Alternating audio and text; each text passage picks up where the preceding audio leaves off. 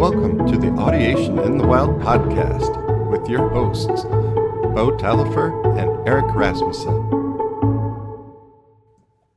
Season 2, Episode 19, Fluency is Accuracy plus Speed. Okay, welcome to today's episode. Eric, we want to talk about fluency today. So this is a close friend of mine and we've been having a lot of discussions about this thing called precision teaching, which is, it's very interesting. I recommend people look at it. It comes from this guy, Ogden Lindsley, who is a disciple of B.F. Skinner. But we often talk about Siegfried Engelmann and direct instruction on this podcast. But precision teaching incorporates direct instruction and behavior analysis, plus this extra idea that Lindsley came up with about fluency. And that's really what I want to talk about today. So this idea that fluency or like a true understanding, like a workable understanding, and obviously language analogies work really well here. Fluency is a matter of being able to accurately do something, but this is the big part that's often forgotten. It's accuracy plus speed. So if we use the analogy from language, a lot of people struggle with learning a second language. And I would claim the reason for this, it's not because they're not accurate in learning words, but they're not fast enough at either coming up with words themselves or reverse engineering the words that other people are saying. So if you hear someone speaking in Spanish, your fluency of Spanish, you might accurately be able to know what each word they're saying if it was slowed down, but you haven't like reorganized your mind at a perceptual level where it can unpack every single word and reorganize its meaning in real time. And if you actually just listen to me for a sec, assuming you're fluent in English, you can notice like your brain's actually doing this right now with the words I'm saying.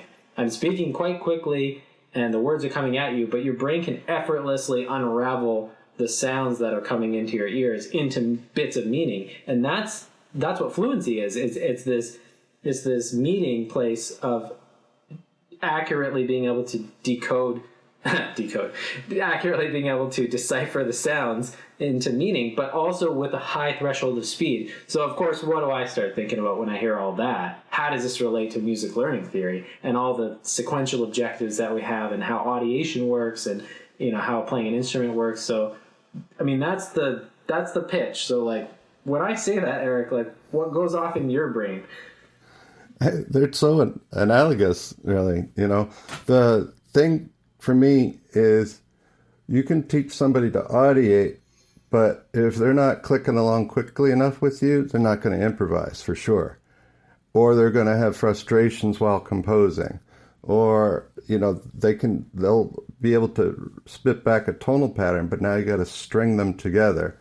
Or you've got to be able to read ahead while you're playing a measure, so deciphering, right, the notation, or reading, let's just call it notational audiation. You got to notationally audiate, which I think is the analog to what you were saying about, in language, when you say deciphering, you're bringing it in and you're making meaning of what's coming in, whether it's language or tone, rhythms, or harmonic components of the music you're listening to. So you've got to be able to play what you're reading and then look ahead and audiate what's coming next while you're already playing what you've read.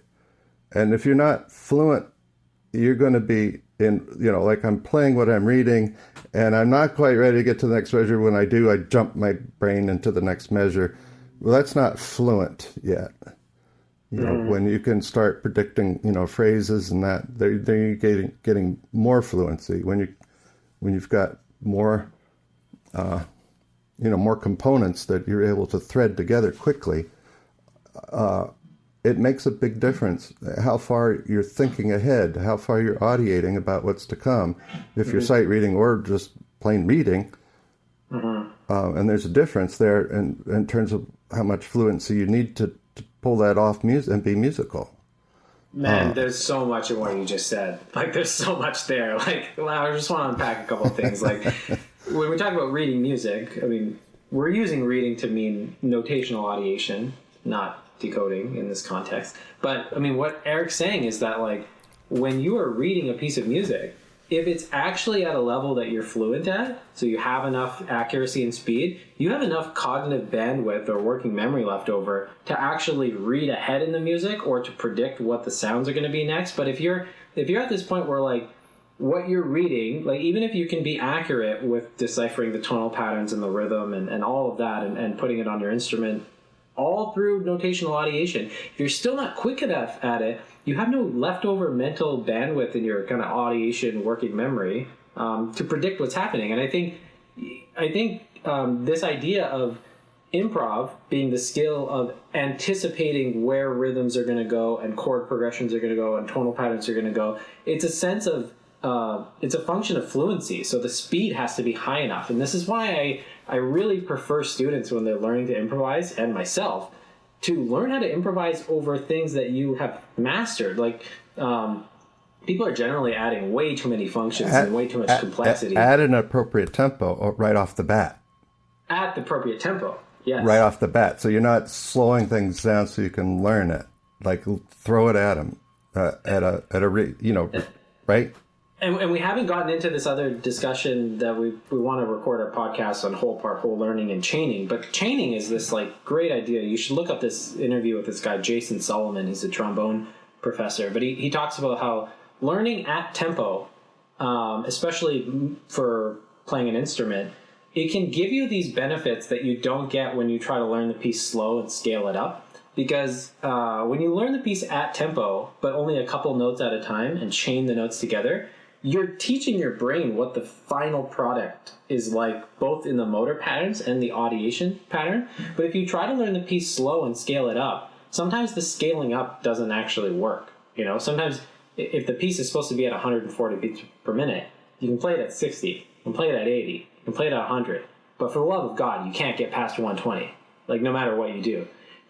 And Jason talks about this really from a motor learning perspective. There's issues with scaling up motor patterns when you go from slow to fast, because the movements actually change. You know, a slow movement isn't the same as a fast movement. But I think there's a lot of room to be left for this is happening at an audiated level. And Al Galper talks about this, where, you know, he's listening to like Art Tatum and stuff like that. I think it was Art Tatum. But he said, like, after he listened to Art Tatum play so fast, he felt like his audiation was faster, like, for the next hour. Like, when he was improvising on his own, you know, he'd listen to Tatum play for a bit and then play on his own, and he felt like his mind was processing, like, tonal patterns and rhythm patterns faster. And I think that's something that is well worth exploring. And, you know, the fun thing about this with teaching kids especially, kids like playing fast. They love it, Eric.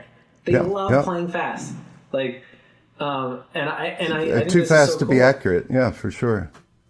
And there's a speed accuracy trade-off. And so, like, a lot of the research around speed and accuracy, people realize, like, when you're learning, you can't be fast and accurate. So people are kind of obsessive about accuracy at the detriment to speed. But I think there may actually be a case for, okay, take these 4 notes of this pattern, try to play them fast, you know, and it might be a little rough around the edges. And then maybe try to play them accurate. But we kind of act like the air quote correct way is play everything 100% accurate and then scaling it up over time. But you're missing out on the speed gains, what happens, you know, when you play things fast. Yeah, for sure. So let me go back a minute. Yeah. So let me here's a tonal pattern, right? Bum, bum, bum. And I sing it bum, bum, bum. And I sing it back, and it was even better in tune. Or whatever. So I sing it back accurately. I don't think this applies here when you're doing tonal patterns. Rhythm patterns, like, you can slow those down to fit the competency level of the you know, the physical coordination that you need. So I like giving kids rhythm patterns, but they're not going to do today, do today, do before they're pre-K, if we're lucky, or kindergarten. I get my kids about there, but they're they're audiating, but they can't articulate. Sure. Yeah. Because they can ba really easily, but it's hard for their mouths to do the today, just because their I've seen mouths. that myself. So you got to slow down those patterns, and they help to hone the which is good. But like you're not going to speed that up to the point, because you got to get that accuracy level. And if you don't have that accuracy level among all the kids, then you're teaching something that's just too hard, And I think that's a good point. and it might not be musically too hard. It's articulation that's too hard for them. For sure. And I think that's a good point. I mean, sometimes they can identify the sounds rapidly. Like if you went da da da da da da da da da da, is that the same as da da da da da da da? I mean, they could. It's not a perceptual thing. Like they can identify the first pattern was different than the second one using audiation. Yeah, but they just can't reproduce the sound with their physical mouth. Their listening vocabulary is much larger than their speaking vocabulary, and their speaking vocabulary, part of why it's the frequency of how much you've used that word, or how much you've sung that tonal pattern. That's automatic for you to bum bum bum, right? Real simply. Now ba ba ba ba ba. There's more of a speed issue when you're doing rhythm patterns, and there's also a speed issue for me when you're doing harmonic progressions. Mm-hmm. Mm-hmm. And you can slow those down, but they start to lose meaning if they're not moving. This is a really good point, and I don't want people to miss this. With harmonic patterns, tonal patterns, and rhythm patterns, when they are played super slow, they are actually, in many cases, more difficult to audiate. And a lot of teachers are doing this with rhythm specifically. They ask the student to play the rhythm slower, but it's usually more difficult to audiate extremely slow tempos and meters. And so it's ironically making it more difficult for the student to audiate. To slow it down. It's a typical technique that I grew up with, slow it down and count it out and all that kind of stuff, the traditional, reading approach that we're taught to code decipher. There's a sweet zone where you can slow it down to help the articulation or the fingering or the physical component of making the pattern. And then there's what's audiationally easier, and so there's you want to make sure you're fast enough that the audiation is easier and slow enough. So there's a sweet zone in there. And then you have this trade-off, especially when you start, whether it's singing or instrumental, it doesn't really matter. But again, some things that are easy to audiate at a quick tempo are difficult to physically play at a quick tempo. So there's nothing wrong with slowing it down to get the technique to come online, but I would be very cautious about doing that. You can't slow it down so much that they're not audiating it. And that's what a lot of people, I think, are doing. Yeah, making it too hard to audiate. Yeah. Yeah. And that's where you need the appropriate level of difficulty, not just audiationally, but also the performance, and I think coordination. That appropriate level of difficulty for audiation and motor learning on a specific instrument, that is the challenge of making an instrumental curriculum, is that there are things that are very easily understood through theoretical understanding or through a motor pattern on the instrument, but are difficult to audiate.